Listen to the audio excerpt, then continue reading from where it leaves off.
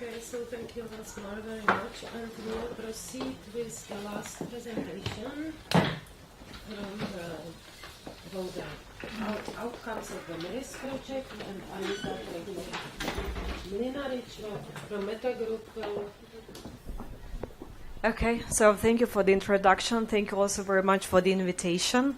I'm very happy to be here today and also among all these distinguished speakers. I also know that it's pretty late in the afternoon and the lunch, was not so long ago, so I hope that I will not really bother you with my presentation. But we would really like to share some of the outcomes of the project that actually finished in June of this year, and is one of the AP7 founded projects. But actually, we are very happy to see that even though we finished, we're actually more busy than maybe even before, because we have been asked to mentor, to speak, and in some cases even to coach about the project results actually we have delivered. And I think that actually it's also our duty that with all this knowledge base that was gained, and this is actually thanks to all the stakeholders that were working with us for the past 3 years, that we, try to support and, try to bridge the gap that we were actually been discussing for, especially today. So, of course, with the actions that we were doing, we were also touched upon on the mobility, because this was also the concerns that were raised through our project. So MIRIS is a project that actually started in July 2013. It had a very complex, let's say, a title, which was Mobilizing of Institutional Reforms for Research and Innovation Systems. That is how it was in theory. In practice was a little bit different, because we really tried to be very practical, and even though we were trying to go from the research base and the statistics, actually the input that was important for us, based on which we built our outcomes, and the results were given from the input that was actually collected from the ground, from the member states that we were working on. As you can see, the target countries were actually also EU13 countries, as we were discussing today. And actually our job was to try to support the EU13 countries in finding what are the gaps that are actually an obstacle to their better participation to the ERA and to Horizon 2020. We had a very nice consortium, 11 partners, and even APRE was with us, that you all know very well. And also, as I said, it was very important for us and for all the activities to have a great cooperation on behalf of the member states and stakeholders that we were involving, that were mostly the decision-maker bodies, NCPs, and the other institutions that were involved in the research area. So we were very busy for these last 3 years. For me, personally, in some cases, I was not sure when I was waking up in which country I was. But I have to say that actually this has been very rewarding. So we have been doing the 3 rounds of policy dialogues in each of EU13 countries. So as you can see, we had altogether 39 policy dialogues conducted in these past 3 years. The methodology, actually, we were happy that was working, because I think that nobody expected of a small project that we were actually able to reach out to the stakeholders and get their respect and in a way their confidence to continue. So at first we were discussing we were actually approaching the stakeholders with this, big statistics, and very often we were criticized, like, these are not the numbers that are the current ones. But actually this worked, because at least, this helped us, to initiate the dialogue. So during the second round, we were going more deeper into what were the problems, and also what could be the changes that, we could impose. And then with the third set of dialogues, we were actually trying to come up with roadmaps for the countries which were targeting their participation, and what could be the actions that could be the ones that could be implemented at the national level, so that this is overcome. And also what actually was proven to be the best coming out of MIRIS were the coaching exercise that we conducted in EU13 countries, where we actually brought the experts working with the institutions, and they were actually delivering the expertise that the countries found that was actually lacking the most at the moment. So it was We really try to be very practical.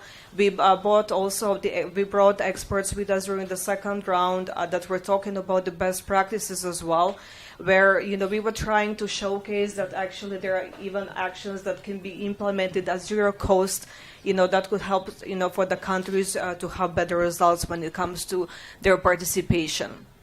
This is just to showcase, our MIRS website, of course, is still alive.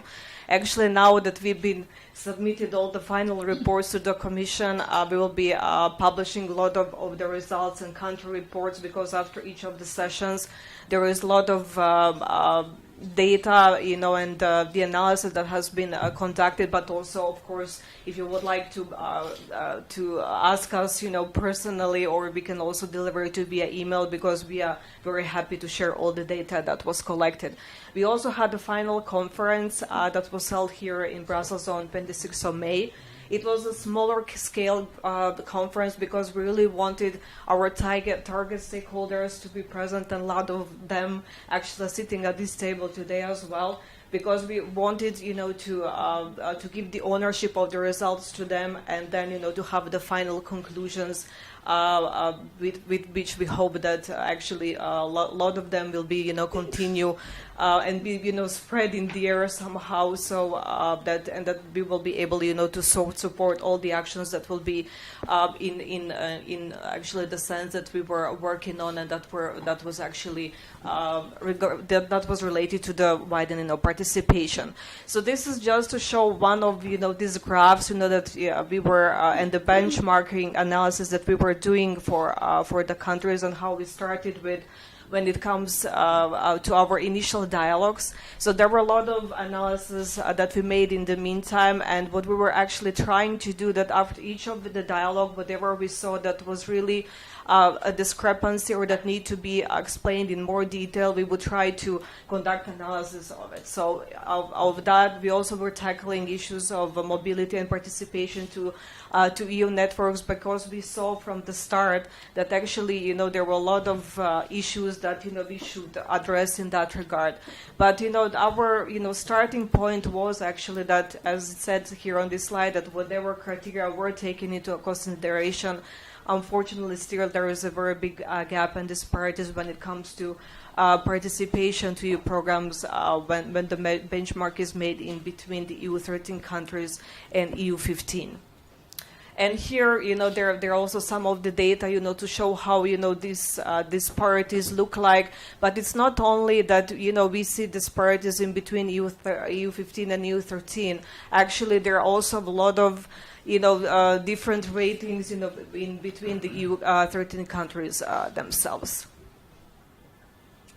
And also, when it comes to the mobility programs, we, through MIRS, really got very much concerned, with all, the data that, we were collecting, on the ground. So we were also trying to look, how, this looks like when it comes to the countries that were our beneficiaries. So we were looking, at different schemes. So this is just, one of the slides when we were analyzing when it comes to FP7 people, like in the program, who are the ones who are, beneficiaries that are using this program the most. And here you see that Poland, Hungary, and Czech Republic were the ones, who came up on top. While, when it comes to the biggest beneficiaries, it was Malta, Croatia, and Estonia in that regard. But then when we were looking at, I'm sorry that this slide can't be better, but we were trying to make it look more visible. But this is just to show that when it comes to participation to R&D programs, business mobility actions, actually the situation changes. And then you see the countries like Malta, that was in the previous one, on the lowest level. Now here, like Malta and Cyprus, are actually picking up. So what are, the common challenges that we see for the EU 13 countries? Because we try to summarize, of all the data that we had, and, everything that were discussed with our stakeholders.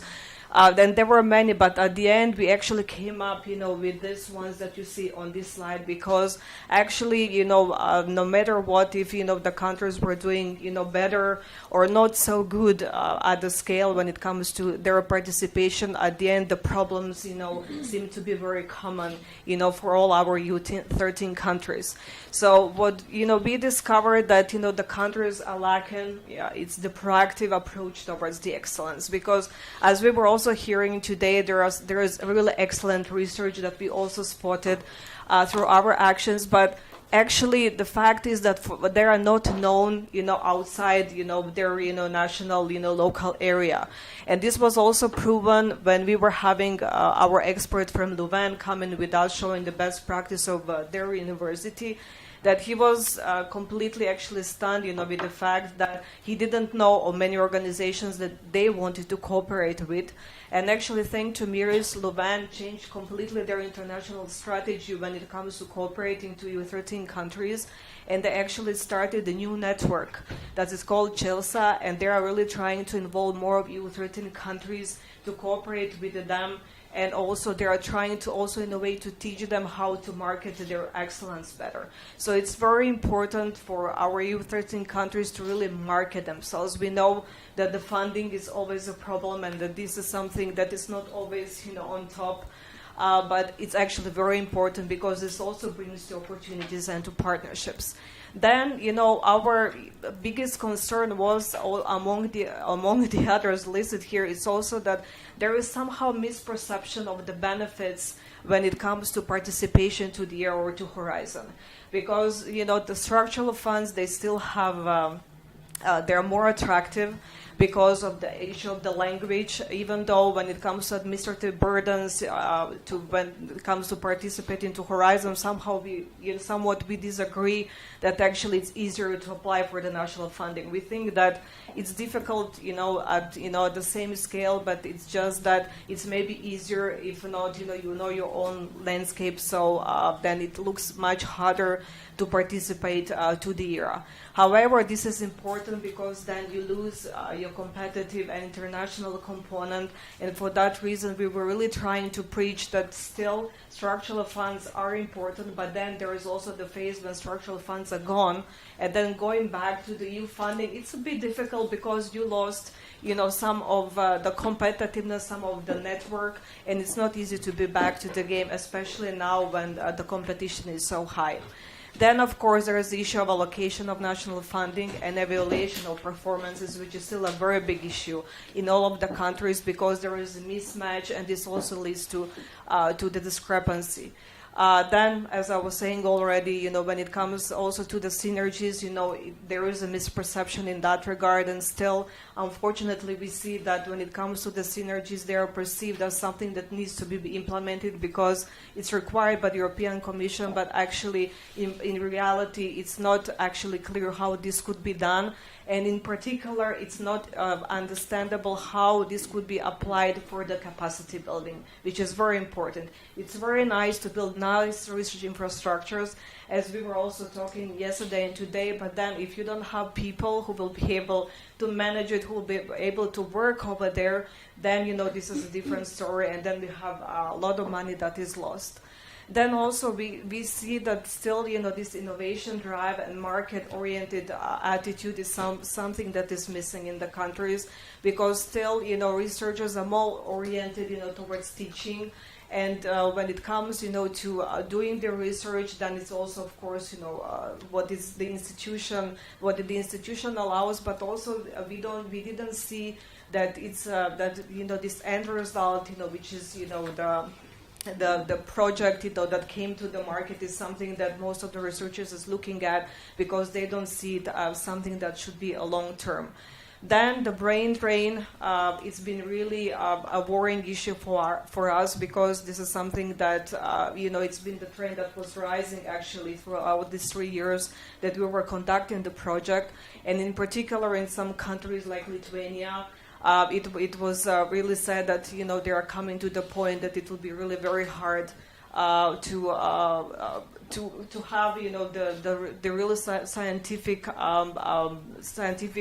arena and the population going back, because they have such a big trend of aging researchers, and it's very hard for them to attract back talents to the country. That this is really worrying how the future is going to look for them. And also the private involvement of private sector in the era is something that it was one of the raising concerns as well. So this is, just, to show what were the outcomes that were perceived like obstacles to participation, and what our stakeholders were telling to us that, they see that there is a problem, and, why they don't participate more. We already touched upon the issue of the salaries, because, EU15 is, always offering, better conditions, and then it's very hard for the EU13 countries to compete. Then there is this rewarding system for researchers that either it's not existent or it's not working. So this is also a very big obstacle, and it's not motivating for the R&D actors to apply for such programs. Then there is also this low attraction, as we were hearing today, that somehow it seems that the EU13 can't offer very attractive conditions for the researchers.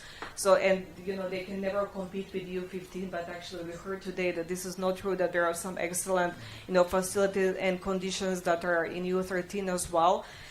So for the young researchers, they would always rather go somewhere else than to stay in their own country. So our stakeholders, they think that this trend is actually being inevitable.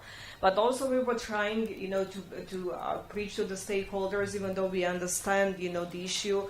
But also the European Commission is not in charge of the national governments, and how do they set up their funding and their research and innovation system. So this is up to the national governments to decide and put the research and innovation finally to be a priority, because this is something that is leading to the job creation. It is something that will actually stop the brain drain. And as I was already saying, this is some of the general trends that we were observing through the project. So as I said already, priority is given to the structural funds over participation to the ERA and to the Horizon. Then synergies between ESIF and Horizon 20 are not strategic. They are perceived as being mandatory, but they are not thought in another long-term and more strategic way. Then when it comes to the EU13 countries, we were really trying to, even with best practices and experts that we were bringing, to show that it really matters if you are part of the EU scene, if you are part of the European organizations. And we were even doing, we even did the analysis to show that the ones who were part of the European organizations, that with them they were able to acquire more EU projects. So this does matter, because it brings you to the larger scope of partners, more, sometimes maybe even more experienced ones, but definitely it helped.